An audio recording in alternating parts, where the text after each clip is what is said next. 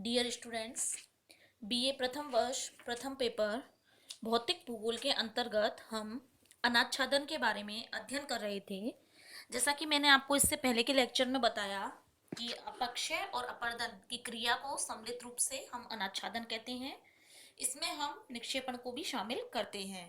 अब उसी अनाच्छादन की प्रक्रिया के अंतर्गत मैं आपको अपक्षय और अपर्दन तथा निक्षेपण के बारे में थोड़ा विस्तार से बताऊंगी। सबसे पहले हम बात करते हैं अपक्षय के बारे में। अपक्षय क्या होता है? जैसा कि आपको मैं पहले भी बता चुकी हूँ, एक बार फिर मैं आपको बताती हूँ कि हमारे इस भूपटल पर जो चट्टानें होती हैं, चट्टानों पर तापमान का, वर्षा का प्रभाव पड़ता ही रहता है। इन प्रभावों के कारण जो चट्टानें होती हैं उनमें किसी भी तरह की टूट फूट या उनमें विनाश की क्रिया घटित होती है।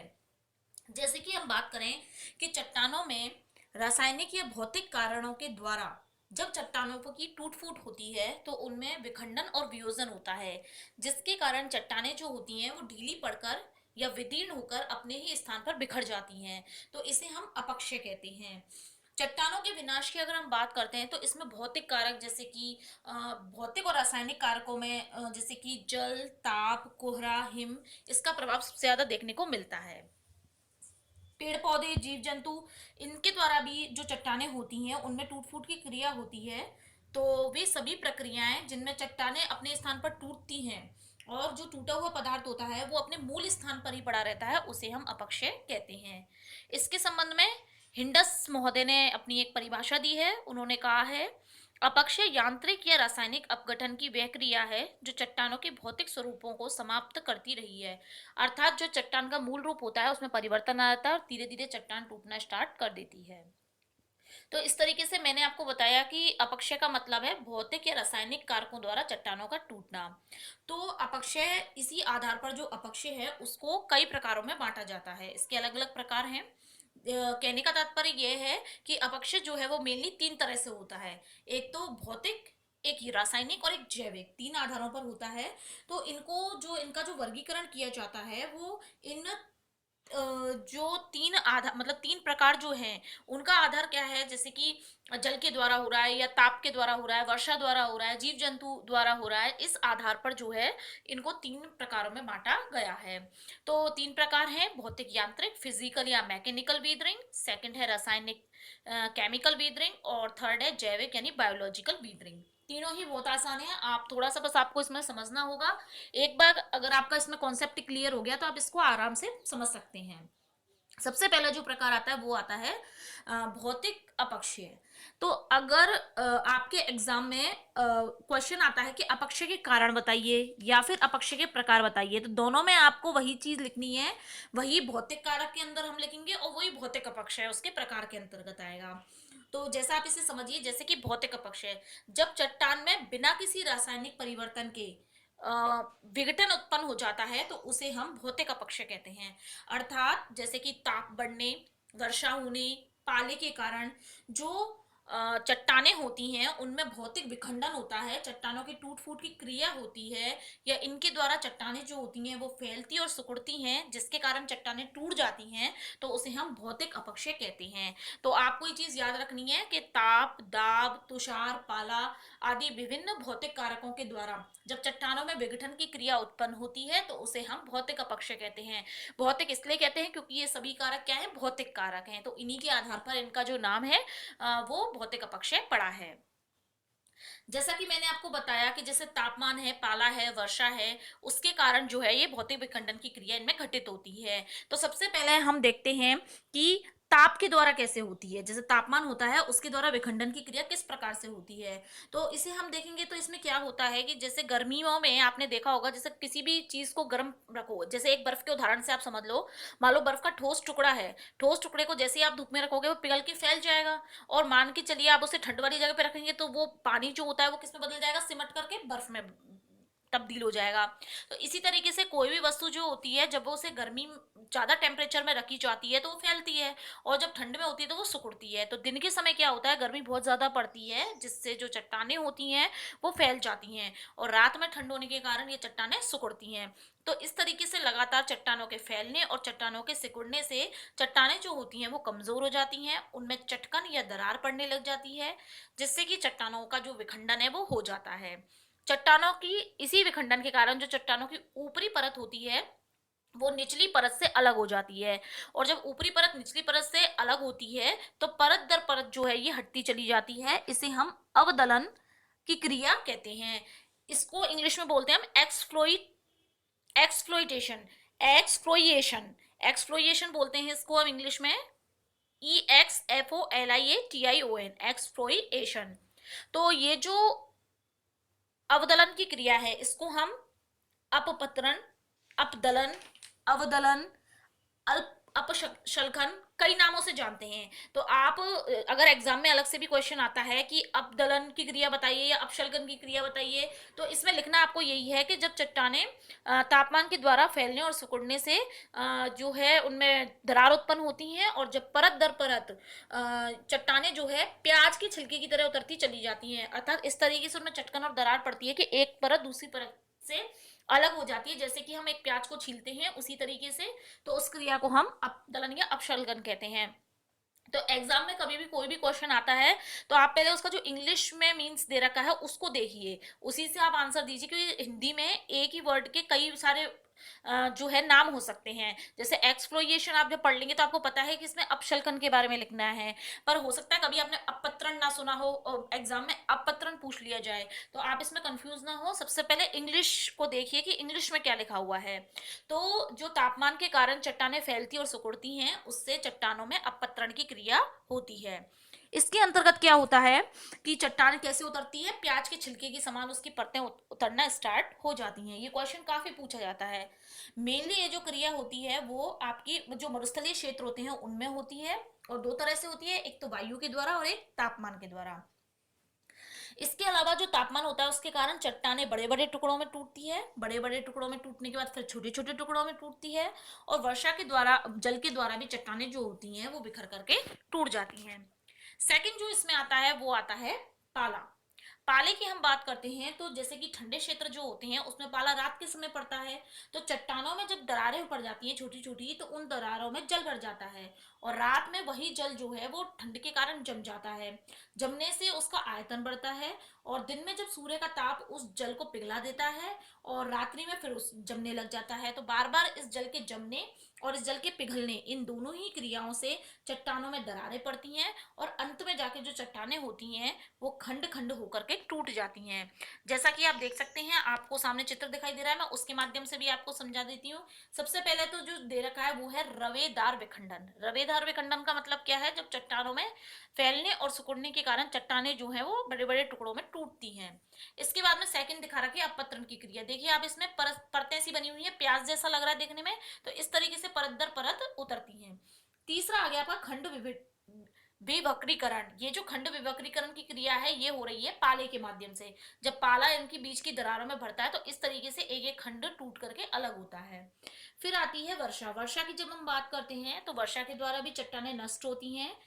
जब गर्म प्रदेशों में सूर्य की गर्मी से चट्टानें एकदम तप रही हैं, अचानक से उसमें जो वर्षा का जल गिरता है तो उस गर्म सतह पर जल के टपकने के कारण या जल के पड़ने के कारण अचानक से कभी कभी उसमें तड़कन की क्रिया स्टार्ट हो जाती है, और चट्टानें जो होती हैं वो धीरे धीरे टूटना स्टार्ट कर देती हैं। तो ये भी जो कारक हैं सभी भौतिक कारक, ये जो हमारा भौतिक अपक्ष है उसके अंतर्गत आते हैं। आप ये देख सकते हैं ये शीर्णिका की क्रिया है। शीर्णिका की क्रिया में भी क्या होता है, चट्टानें जो होती हैं वो टूटना स्टार्ट कर देती हैं। तो इस तरीके से चाहे पाला है, चाहे वर्षा है, चाहे तापमान है, ये तीनों ही चट्टानों के टूटने में अपना महत्वपूर्ण भूमिका निभाते हैं। तो इस तरीके से इन भौतिक कारकों के द्वारा जब चट्टानें टूटती हैं तो इसे हम भौतिक अपक्षय कहते हैं।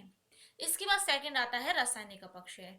रासायनिक का मतलब हो गया किसी तरह का कोई केमिकल परिवर्तन आना। तो जब चट्टानों में जल घुलता है, मेनली चट्टानों का जब खनिज जल के साथ घुल जाता है। वर्षा का जल तो क्या होता है, नॉर्मली पहाड़ से तोड़ने का काम करता है, लेकिन जो रासायनिक क्रिया होगी उसमें जो चट्टानों के खनिज होंगे वो जल में घुलेंगे।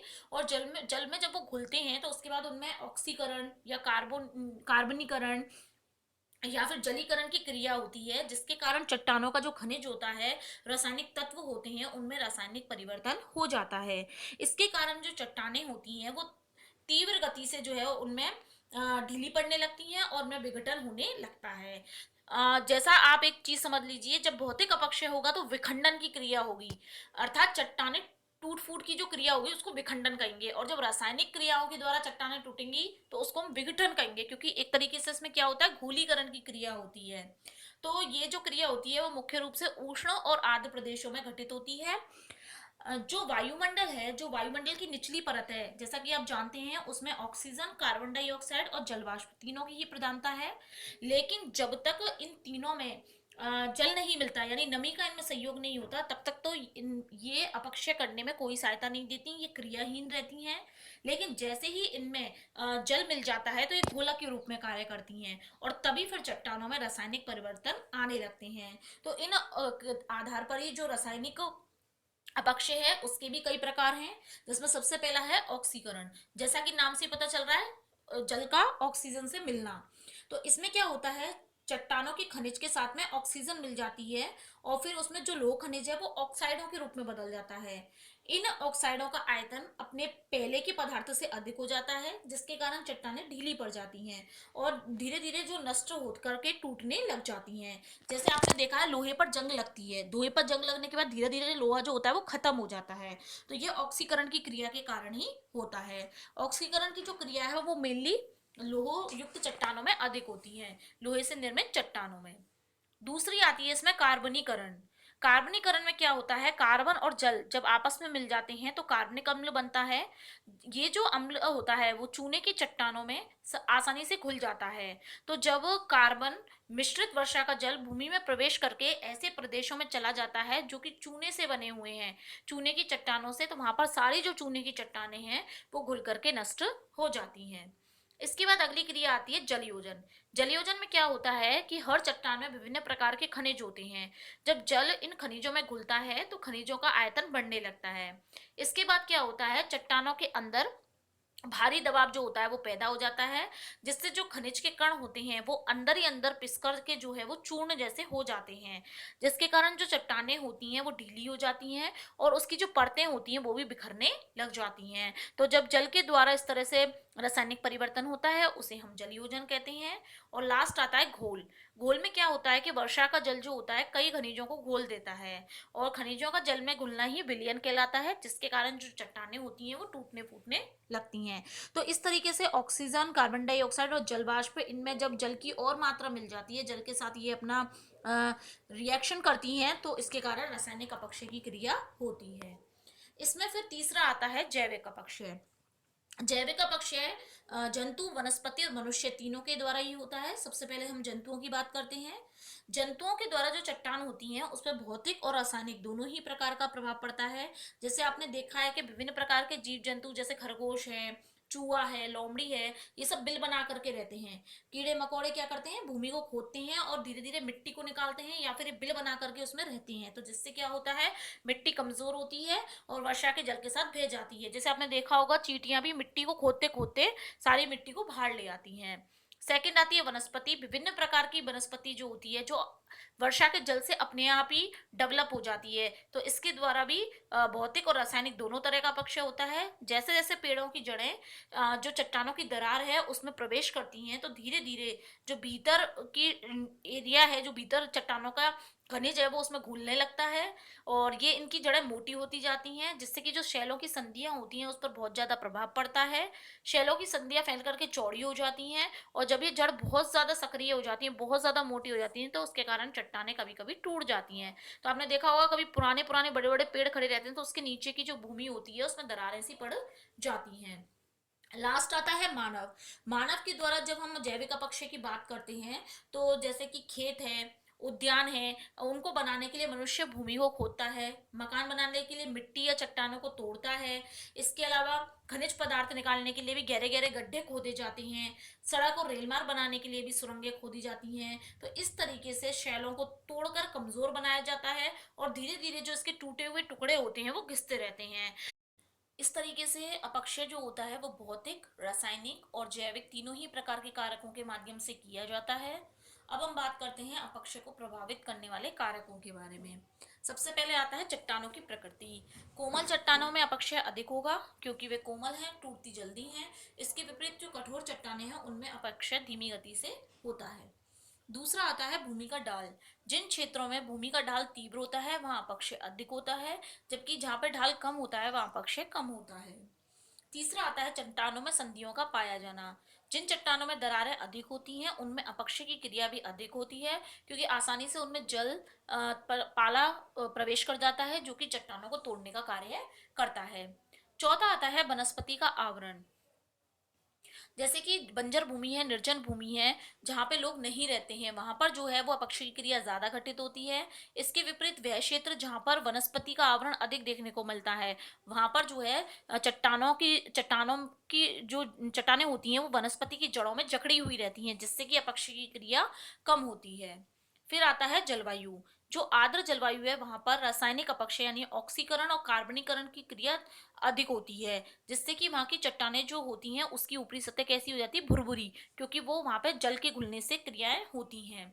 इसके अलावा जो शुष्क जलवायु वाले क्षेत्र हैं अर्थात जो मरुस्थलीय क्षेत्र है वहां पे यांत्रिक या हम जिसे भौतिक अपक्षय भी कहते हैं वो अधिक होता है, क्योंकि वहां पे तापमान में अंतर रहता है, दिन और रात के तापमान की हम बात करें तो, जिसके कारण चट्टानों के फैलने और सिकुड़ने की क्रिया होती रहती है। तो इस तरीके से चट्टानों का स्वरूप जो होता है या चट्टानों के विभिन्न प्रकार की जो भौतिक परिस्थितियां भी होती हैं वो भी अपक्षय को प्रभावित करते हैं।